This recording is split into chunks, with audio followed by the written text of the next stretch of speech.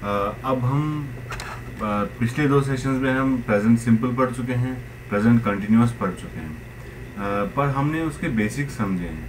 चलिए अब हम इसके एग्जाम्पल समझें और इन दोनों को एक साथ समझने की कोशिश करें, प्रेजेंट सिंपल और प्रेजेंट कंटिन्यूअस टेंसेस को। ठीक है, आपको कहीं भी डाउट हो तो आप हमें पूछ सकते हैं, मतलब थ्रू मेल्स या आप फीडबैक देके। तो जैसे मैंने पहले भी बताया था कि प्रेजेंट टेंस में 4 कैटेगरीज होती हैं, या हर एक टेंस में 4 कैटेगरीज होती है। प्रेजेंट, पास्ट, फ्यूचर, तीनों कैटेगरीज में 4 कैटेगरीज होती है तीनों टेंसेस में। Simple, continuous, present perfect, present perfect continuous. हमने सिंपल प्रेजेंट सिंपल पढ़ा, प्रेजेंट कंटिन्यूअस पढ़ा। ठीक है, अब हम कुछ एग्जांपल्स लेते हैं, जैसे कि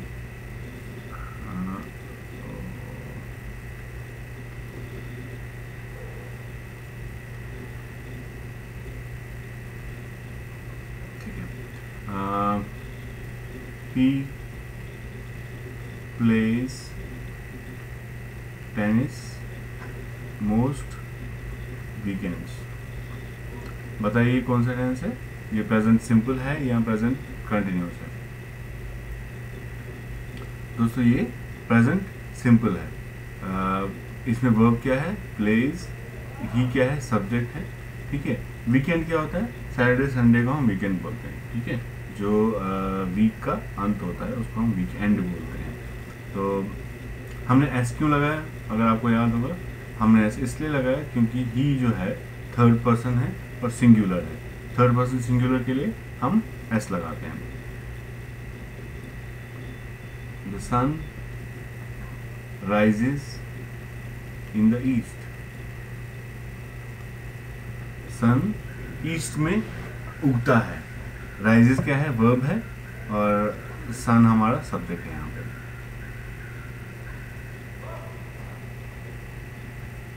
ठीक है, क्लियर? अच्छा, अगर हमें नेगेटिव सेंटेंस बनाना हो, जैसे मुझे अच्छा महसूस नहीं हो रहा है, या पहले मैं एक बनाता हूँ कि मुझे अच्छा महसूस हो रहा है, हम क्या लिखेंगे? आई मुझे अच्छा महसूस हो रहा है। महसूस को क्या कहेंगे? Feel. I am feeling good. अब मैंने क्यों बोला फीलिंग? क्योंकि हो रहा है, अभी हो रहा है, इसलिए आईएनजी। प्रेजेंट कंटिन्यूअस का क्या फॉर्म था? सब्जेक्ट, सब्जेक्ट प्लस बी की फॉर्म वर्ब की, प्लस वर्ब आईएनजी वाला, आई एम फीलिंग गुड। मुझे अच्छा महसूस नहीं हो रहा है। आई एम सिंपल, हमें नॉट लगाना है, नॉट नेगेटिव सेंटेंस है, फीलिंग गुड। ठीक है, next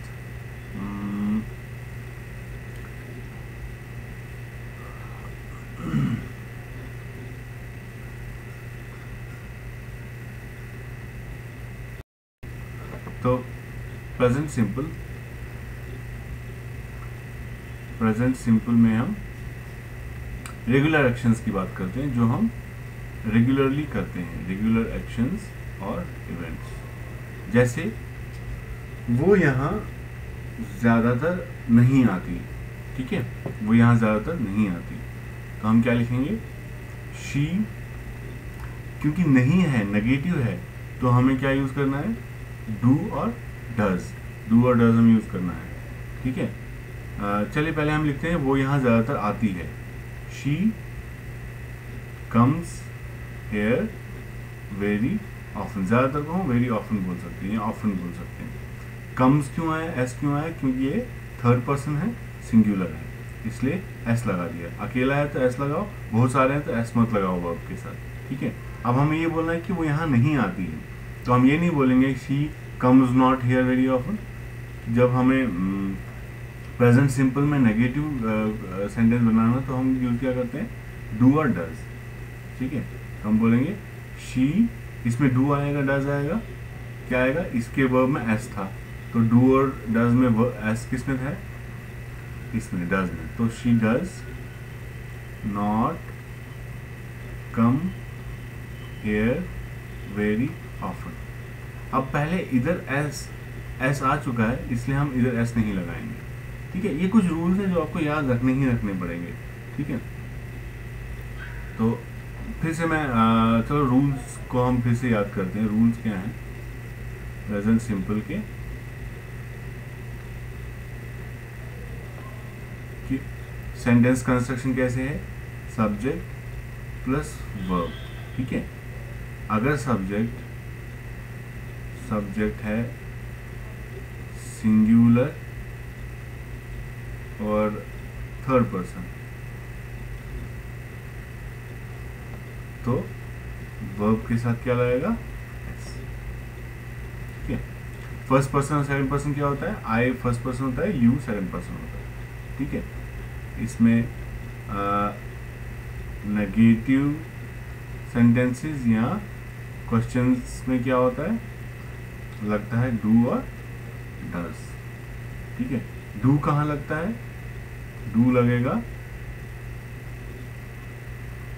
first person, second person, ठीक है, और प्लूरल के साथ। प्लूरल मतलब बहुत सारे हों। और डज कहाँ लगेगा? थर्ड पर्सन सिंगुलर के साथ। ठीक है, अगेन फिर से हम रूल्स याद करते हैं किसके? प्रेजेंट कंटिन्यूअस के। रूल क्या है? सेंटेंस कैसे बनता है? सब्जेक्ट प्लस इज, एम या आर, बी की फॉर्म जो होती है प्रेजेंट की, प्लस वर्ब आईएनजी के साथ, वर्ब। ठीक है, और यहाँ नेगेटिव सेंटेंस कैसे बनता है? सिंपल नॉट लगा के। ठीक है, क्वेश्चन कैसे बनता है? सिंपल इज, एम, आर को सब्जेक्ट से पहले ला के। ठीक है, तो हम कुछ और एग्जांपल्स देखते हैं। We have 2 children. ठीक है, ये क्या है? ये फैक्ट है, इसलिए प्रेजेंट सिंपल। प्रेजेंट सिंपल कैसे होता है? Subject plus verb. ठीक है, वी हैव 2 चिल्ड्रन, हमारे 2 बच्चे हैं। ठीक है,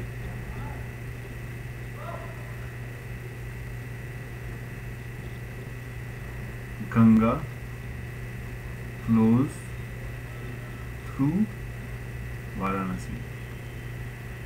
गंगा जो है वाराणसी से बहती है।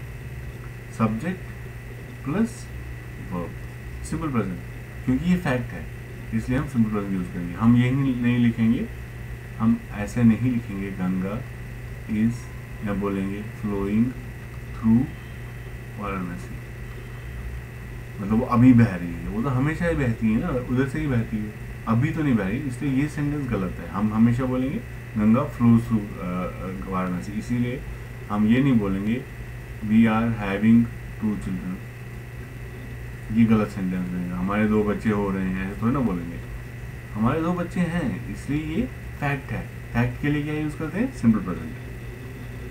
ठीक है, पानी 0 डिग्री सेल्सियस पे फ्रीज होता है। ठीक है, वाटर होता है फ्रीजेस एट 0 डिग्री सेल्सियस। तो होता है, तो ता, ते, ती, ऐसे शब्द जहाँ पे भी सेंटेंस में, अगर आप हिंदी में सोच रहे हो इसको, ऐसे शब्द जहाँ पे भी आपको आते हो वहाँ पे सिंपल प्रेजेंट यूज करो। वो जाता है, वो खाता है, वो खाती है, जाती है, इसमें क्या करेंगे? हम सिंपल प्रेजेंट यूज करेंगे। ठीक है,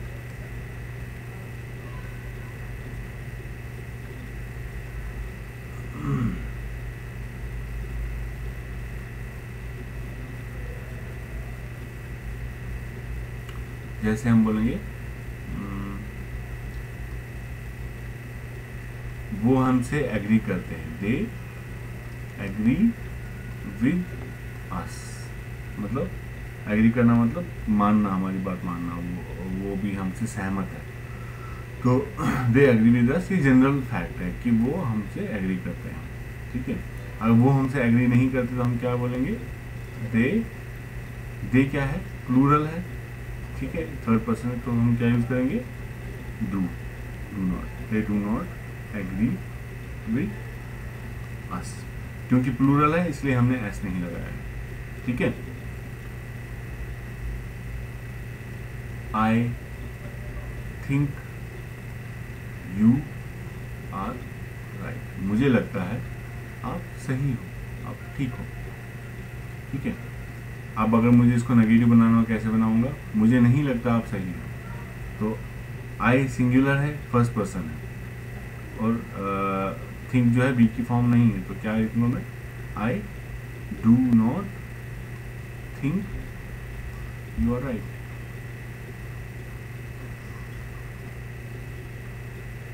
ठीक है।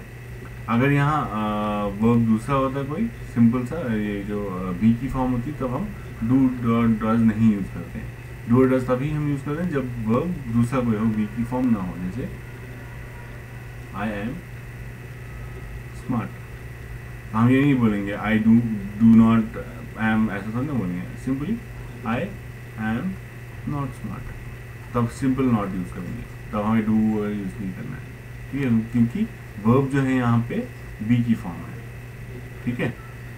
नेक्स्ट,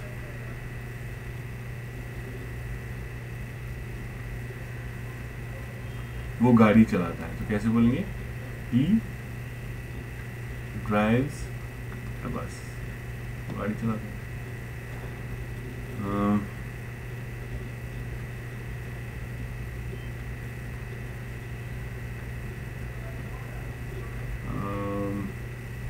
आई एम लेट, मैं लेट हूँ, मैं लेट नहीं हूँ, आई एम नॉट लेट, क्योंकि बी की फॉर्म है तो हमने सिंपल नॉट लगा दिया, ठीक है।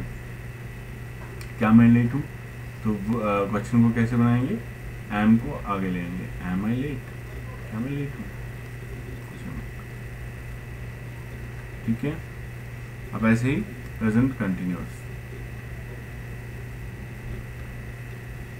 इट इज रेनिंग, बारिश हो रही है, ठीक है। हम इसको ऐसे ही लिखते हैं, हम ये नहीं लिखते रेन इज फॉलिंग, वो गलत हो जाता है, हम सिंपली बोलते हैं इट इज रेनिंग। ये है एग्जांपल्स प्रेजेंट कंटिन्यूअस के,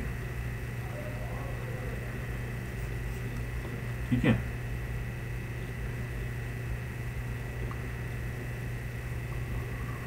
somebody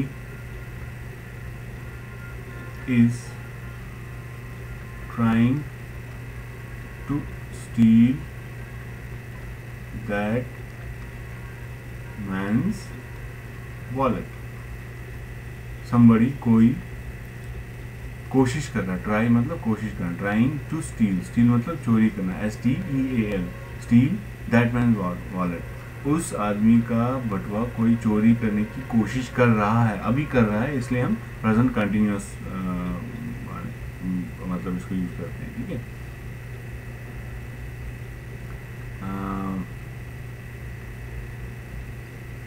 नेक्स्ट हम एग्जांपल लेते हैं, I am meeting him today. अच्छा, मैंने आपको प्रेजेंट कंटिन्यूअस में ये भी बताया था कि जब नियर फ्यूचर की बात हो, फिक्स्ड डेफिनेट एक्शन हो, डेफिनेट अरेंज्ड कोई चीज़ हो, तो हम उसमें प्रेजेंट कंटिन्यूअस यूज़ कर सकते हैं। जैसे मैं आज उससे मिल रहा हूँ, I am meeting him today, ठीक है। हालांकि अभी नहीं मिल रहा हूँ, अभी नहीं मिल रहा हूँ, शाम को मिल रहा हूँ, बट मैं तो क्योंकि फिक्स है वो चीज़, तो मैं उसके लिए प्रेजेंट ये यूज़ कर सकता हूँ, present continuous, I am meeting him today, ठीक है। जैसे he is coming for the dinner, वो डिनर के लिए आ रहा है, मतलब वो डिनर के लिए आ रहा है, ठीक है। अगर मैं इसको नेगेटिव बनाना चाहूँ तो ही इज सिंपल नॉट लगा दो, not coming for the dinner, वो डिनर के लिए नहीं आ रहा है। अब इसी को मैं अगर नेगेटिव बना दूँ तो इसको पहले लिया, is he coming for the dinner, क्या वो डिनर के लिए आ रहा है। अगर मैं अब इस नेगेटिव सेंटेंस को ही ये बना दूँ, क्वेश्चन बना दूँ, इजंट ही, क्या वो डिनर के लिए नहीं आ रहा है? तो इज नॉट दोनों को हमें यहाँ ले आया। Isn't he coming for the dinner, ठीक है।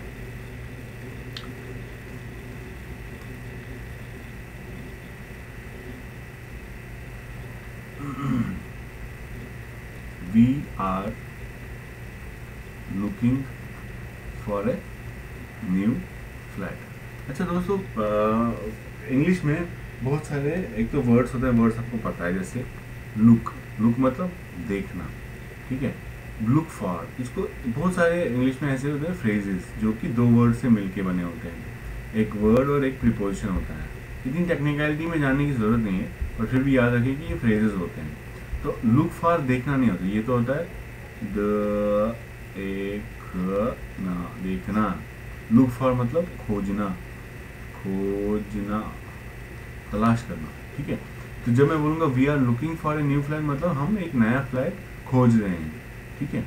तो इसको नेगेटिव बनाइए, we are not looking for a new flat. इसको क्वेश्चन बनाइए, are we looking for a new flat, क्या हम नया फ्लैट खोजने की कोशिश कर रहे हैं, ठीक है।